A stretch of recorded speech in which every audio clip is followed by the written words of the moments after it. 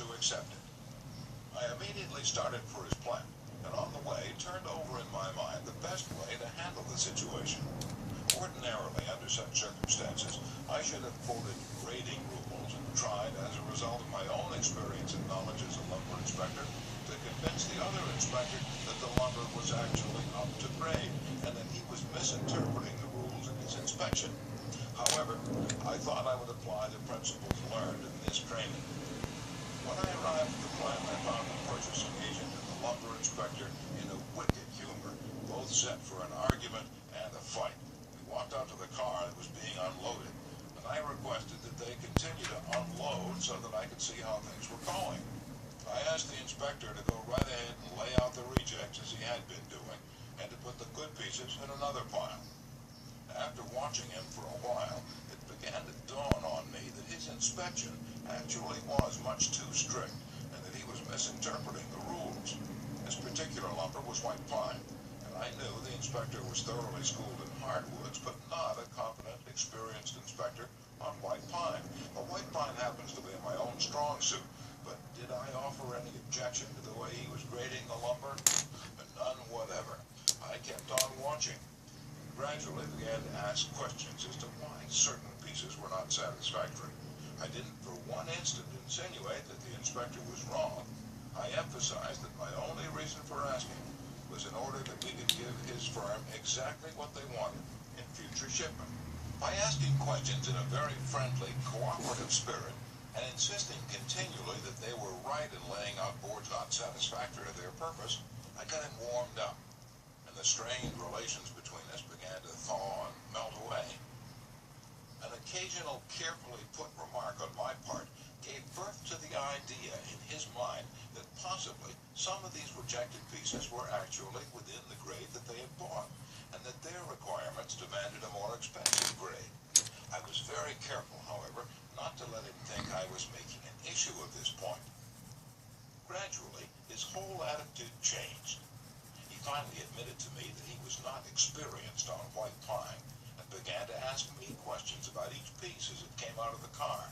I'd explain why such and such a piece came within the grade specified, but kept on insisting that we did not want him to take it if it was unsuitable for their purpose.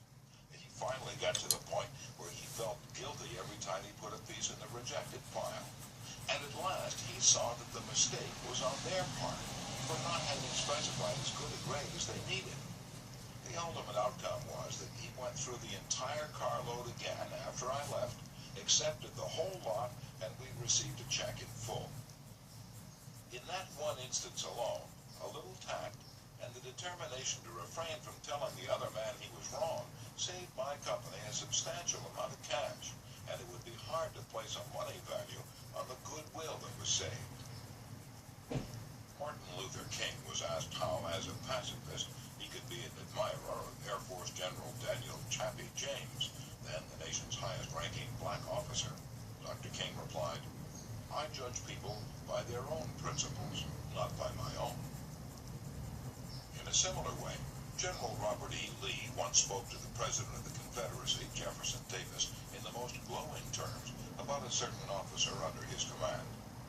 Another officer in attendance was astonished. "General," he said, "do you not know that the man of whom you speak so highly is one of your bitterest enemies, who misses no opportunity to malign you?" "Yes," replied General Lee, "but the President asked my opinion of him. He did not ask for his opinion of me." By the way, I'm not revealing anything new in this chapter. 2,000 years ago, Jesus said, "Agree with thine adversary quickly." And 2,200 years before Christ was born, King Akhtoi of Egypt gave his son some shrewd advice that is sorely needed today. Be diplomatic, consult the king. It will help you gain your point. In other words, don't argue with your customer, or your spouse, or your adversary. Don't tell them they are wrong. Don't get them stirred up. Use a little diplomacy. Principle 2. Show respect for the other person's opinions. Never say, "You're wrong." Chapter 3. If you're wrong, admit it. Within a minute's walk of my house, there was a wild stretch of virgin timber where the blackberry thickets foamed white in the springtime, where the squirrels nested and reared their young, and the horseweeds grew as tall as a horse's head.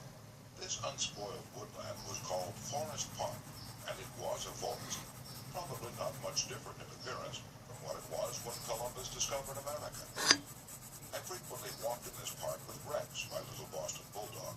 He was a friendly, harmless little hound, and since we rarely met anyone in the park, I took Rex along without a leash or muzzle. One day, we encountered a mounted policeman in the park, a policeman itching to show his authority. "What do you mean by letting that dog run loose in the park without a muzzle and leash?" he reprimanded me. "Don't you know it's against the law?" "Well, yes, I know it is," I replied softly, "but I didn't think he'd do any harm out there." "You didn't think? You didn't think? The law doesn't give a tinker's damn about what you think. That dog might kill a squirrel or bite a child. Oh, I'm going to let you off this time, but if I catch this dog out here again without a muzzle and leash, you'll have to tell it to the judge." I meekly promised to obey, and I did obey for a few times. But Rex didn't like the muzzle, and neither did I, so we decided to take a chance. Everything was lovely for a while, and then we struck a snag. Rex and I raced over the brow of a hill one afternoon, and there, suddenly, to my dismay, I saw the majesty of the law astride a bay horse. Rex was out in front, heading straight for the officer. I was in for it, I knew it. So I didn't wait until the policeman started talking. I beat him to it. I said, "Officer, you caught me red-handed. I'm guilty. I have no alibis, no excuses. You warned me last week that if I brought the dog out here again without a muzzle, you'd find me." "Well, now," he responded with a soft tone, "I know it's a temptation to let a little dog like that have a run out here when nobody's around." "Sure, it's a temptation," I replied, "but it is against the law." "Well, a little dog like that isn't going to harm anybody," the policeman remonstrated. "Well, no, but he may kill squirrels," I said. "Well, now, I think you're taking this a bit too serious," he told me. "I'll tell you what you do. You just let him run over the hill there where I can't see him, and we'll forget all about it." That policeman, being human, wanted a feeling of importance. So when I began to condemn myself, the only way he could nourish his self-esteem was to take the magnanimous attitude of showing mercy. But suppose I tried to defend myself. Well, did you ever argue with a policeman? But instead of breaking lances with him, I admitted that he was absolutely right and I was absolutely wrong. I quickly, openly, and with enthusiasm. The affair terminated graciously by taking his side. He's taking my side. Lord Chesterfield himself could hardly have been more gracious than this mounted policeman who only a week previously had threatened to have the law on me. If we know we are going to be rebuked anyhow, isn't it far better to beat the other person to it and do it ourselves? Isn't it much easier to listen to self-criticism than to bear condemnation from alien lips? Say about yourself all the derogatory things you know the other person is thinking, or wants to say, or intends to say, and say them before that person has a chance to say them. The chances are 100 to 1 that a generous, forgiving attitude will be taken, and your mistakes will be minimized, just as the mounted policeman did with me and Rex. Ferdinand E. Warren, a commercial artist, used this technique to win the goodwill of a petulant, scolding buyer of art. It is important in making drawings for advertising and publishing purposes to be precise and very exact, Mr. Warren said as he told the story. Some art editors demand that their commissions be executed immediately, and in these cases some slight error is liable to occur. I knew one art director in particular who was always delighted to find fault with some little thing. I have often left his office in disgust, not because of the criticism, but because of his method of attack. Recently I delivered a rush job to this editor, and he phoned me to call at his office immediately. He said something was wrong. When I arrived, I found just what I had anticipated and dreaded. He was hostile, gloating over his chance to criticize. He demanded with heat why I had done so-and-so. My opportunity had come to apply the self-criticism I'd been studying about, so I said, "Mr. So-and-so, if what you say is true, I am at fault. And there is absolutely no excuse for my blunder. I have been doing drawings for you long enough to know better. I am ashamed of myself." Immediately, he started to defend me. Yes, you're right, but after all, this isn't a serious mistake. It's only, I interrupted him. Any mistake, I said, may be costly, and they're all irritating. He started to break in, but I wouldn't let him. I was having a grand time. For the first time in my life, I was criticizing myself, and I loved it. I should have been more careful, I continued. You give me a lot of work, and you deserve the best, so I'm going to do this drawing all over. No, no, he protested. I wouldn't think of putting you to all that trouble. He praised my work, assuring me he wanted only a minor change, and that my slight error hadn't cost his firm any money, and after all, it was a mere detail not worth worrying about. My eagerness to criticize myself took all the fight out of him. He ended up by taking me to lunch, and before we parted, he gave me a check and another commission. There's a certain degree of satisfaction in having the courage to admit one's errors. It not only clears the air of guilt and defensiveness, but often helps solve the problem created by the error. Bruce Harvey of Albuquerque, New Mexico, had incorrectly authorized payment of full wages to an employee on sick leave. When he discovered his error, he brought it to the attention of the employee and explained that to correct the mistake, he would have to reduce his next paycheck by the entire amount of the overpayment. The employee pleaded that as that would cause him a serious financial problem, could the money be repaid over a period of time? In order to do this, Harvey explained he'd have to obtain his supervisor's approval. This, I knew, reported Harvey, would result in a boss-type explosion. While trying to decide how to handle the situation better, I realized that the whole mess was my fault.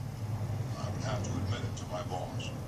I walked into his office, told him that I had made a mistake, and then informed him of the complete facts. He replied, in an explosive manner, that it was the fault of their personnel department. I repeated that it was my fault. He exploded again about carelessness in the accounting department. Again, I explained it was my fault. He blamed two other people in the office, but each time I reiterated that it was my fault. And finally, he looked at me and said, "Okay, it was your fault. Now straighten it out." The error was corrected, and nobody got into trouble. I felt great because I was able to handle a tense situation and had the courage not to seek alibis. My boss has had more respect for me ever since. Any fool can try to defend his or her mistakes, and most fools do. But it raises one above the herd and gives one a feeling of nobility and exultation to admit one's mistakes. For example, one of the most beautiful things that history records about Robert E. Lee is the way he blamed himself and only himself for the failure of Pickett's charge at Gettysburg. Pickett's charge was undoubtedly the most brilliant and picturesque attack that ever occurred in the Western world. General George E. Pickett himself was picturesque.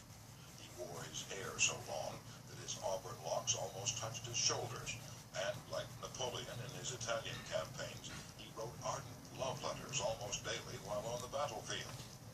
His devoted troops cheered him that tragic July afternoon as he rode off jauntily toward the Union lines, his cap set at a rakish angle over his right ear. They cheered, and they followed him, man touching man, rank pressing rank, with banners flying and bayonets gleaming in the sun. It was a gallant sight, daring, magnificent. A murmur of admiration ran through the Union lines as they beheld it. Pickett's troops swept forward at an easy trot through orchard and cornfield, across a meadow and over a ravine. All the time, the enemy's cannon was tearing ghastly holes in their ranks, but on they pressed, grim, irresistible.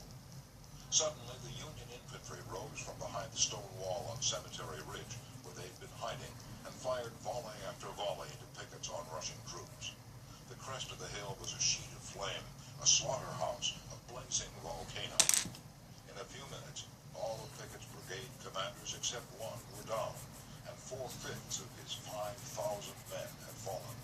General Lewis A. Armistead, leading the troops in the final plunge, ran forward, vaulted over the stone wall, and waving his cap on top of his sword, shouted, "Give 'em steel, boys!" They did. They leaped over the wall, bayoneted their enemies, smashed skulls with clubbed muskets, and planted the battle flags of the South on Cemetery Ridge. The The banner waved there only for a moment, but that moment, brief as it was, recorded the high water mark of the Confederacy. Pickens charged.